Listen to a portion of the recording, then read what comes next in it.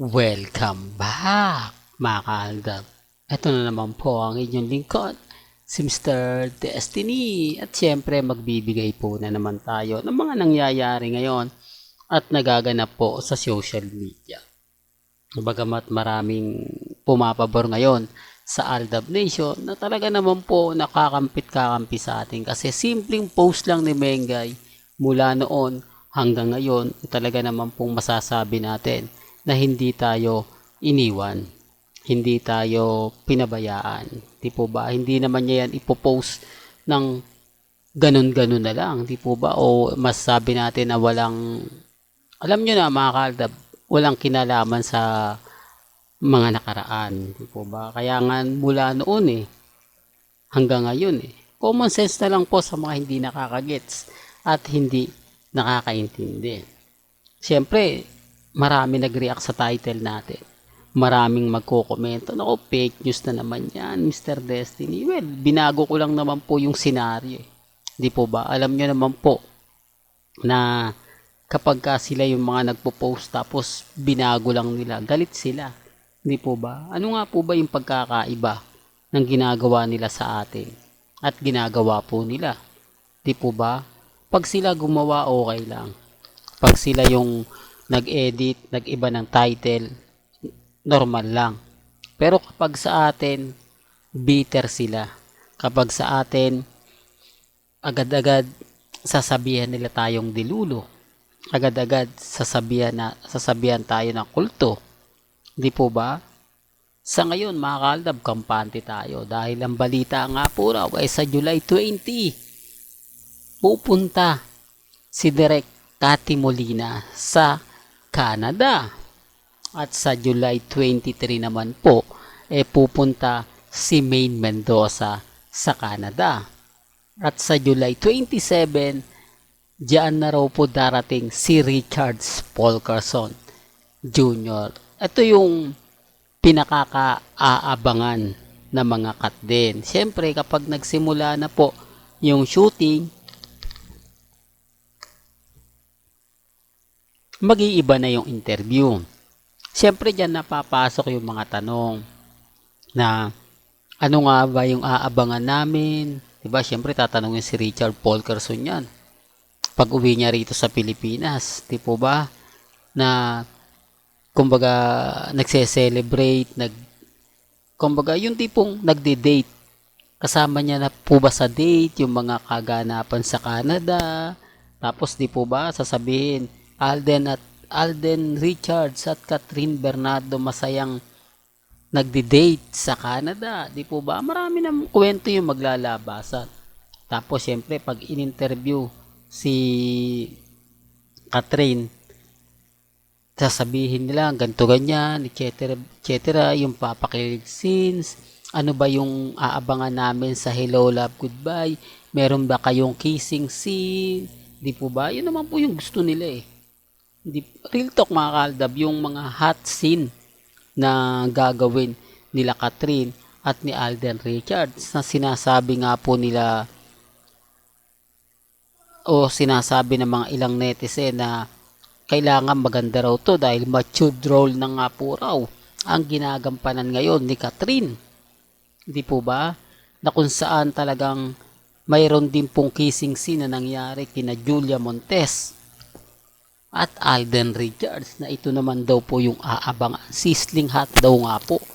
Di po ba? Yan ang siguradong kumbaga magkakaroon ng mga issue na yan dahil ang focus nga po nila doon sa pelikula nila Alden Richards at ni Catherine ang Hello Love Again. Di po ba? Kaya wag na po kayong magtaka. Wag na po kayong magulat kung sakasakali nga po na mag-iba yung mga sinasabi nila sa ngayon. Dito na po sila magpapakawala ng maahang, masasakit at talagang hindi kaaya-aya mga salita, di po ba? Tapos eto na yung, di po ba maraming lumalabas ngayon na sinasabi nga po ni Mami ni si Alden. Tapos eto na, naggawa na nga po raw yung bahay. Natatawa talaga ako sa mga posts ngayon. Gawa na nga po raw ang bahay na pinagawa ni Alden Richards sa kanila ni Catherine. Grabe, no? Alam ko pag bahay, housing na ginagawa, aabutin din po ng buwan yan, di po ba? Aabutin po ng 2 buwan, 2 buwan at kalahati. Lalo na po kapag ang ginagawa ay residential. Di po ba? Mabuti kung housing yung ginagawa, mabilisan lang. Pag residential, may mga bagay-bagay po na iniiba. Hindi naman po pag sinulat o nagplano ang architect, agad-agad yun ang gagawin. Siyempre may mga tinatawag po silang pa-additional. Mas maganda ata na ganito, dagdagan natin ng ganyan. Di po ba? Kaya nga po nagulat ako, wala pang 2 months, tapos na raw yung bahay. Hindi, ano yung parang binili nila ng buo. Ang bali-balita nga po nagpagawa. Iba po yung nagpagawa sa bumili ng bahay. Di po ba? Pero syempre, cut din yan Mahirap nating kalabanin yan. Di po ba? Lahat ng sabihin nila tama. Lahat ng ipaliwanag nila totoo. Lahat ng sabihin nila kumbaga totoo.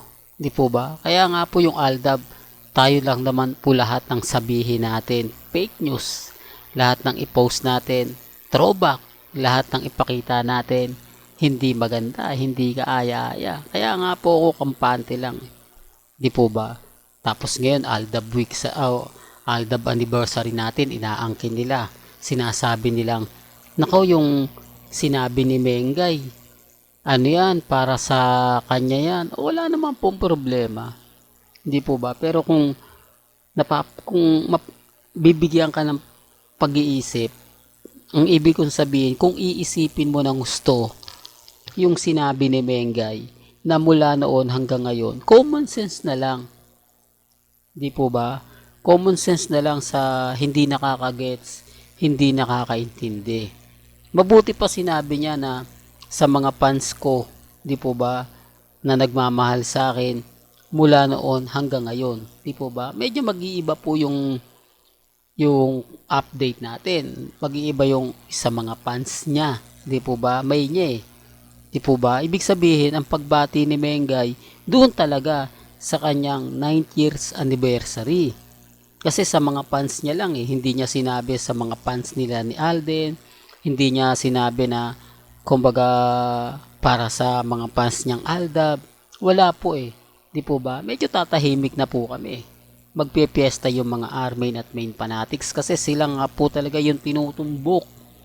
O talagang sasabihin nila kami yan, Mr. Destiny, kasi sinabi ni Main sa mga fans ko mula noon hanggang ngayon, kami lang naman nagmamahal kay Menga. Yun naman po lagi nilang sinasabi. Ang ALDAB daw po kasi mapanira. Sinisira daw po natin ang relasyon nila Congressman at ni Mengay. Wala naman po tayong sinisira. Kasi wala naman po sisirain dahil sarsuela lang po yun. Di po ba? Mabuti na lang po at ang sinabi nga po ni Mengay mula noon hanggang ngayon. Di po ba? Kaya masaya po tayo. Di po ba? Maging kampante lang po kayo, maging matatag. Kasi, kumbaga, matalino po si Maine. Matalino rin si Richard Polkerson. Alam niya kung papaano i-handle ang isang sitwasyon na tanging ALDAB lang ang makakaintindi at makakaunawa. Kahit sabihin na natin na para daw sa Armin at main fanatics yan, okay lang. Kasi alam naman po ng mga mamis, mga titas, mga senyor, na para po talaga sa ALDAB Nation yon. Na para po talaga sa ALDAB 9th year anniversary. Hindi po ba? Kaya ang sabi ko sa inyo, normal lang yan yung mga nakikita nyo. Normal lang yan yung mga nababasa nyo. Ang importante lang naman po, kung ano lang yung nababalitaan ninyo, di po ba? Yun lang tayo. Kasi, kumbaga, dadagdagan at dadagdagan nila yan paiinitin nila yung ulo ng ALDAB Nation. Talagang yun po yung focus nila. Di po ba? Na magalit po tayo para bitiwan natin ang ALDAB Nation. Well, hanggang dito na lang po ang ating latest updates. Kaya kung bago ka lang sa channel na to at isa kang true-blooded ALDAB Nation na nagmamahal po kila Mengay at Tisoy, tama po ang channel na pinuntahan mo, kaya consider na po kitang bagong subscriber. At huwag mong kalimutang i-share ang mga video po natin sa mga mami, sa mga titas at sa mga senior. Hanggang sa muli, salamat po sa panonood at pakikinig.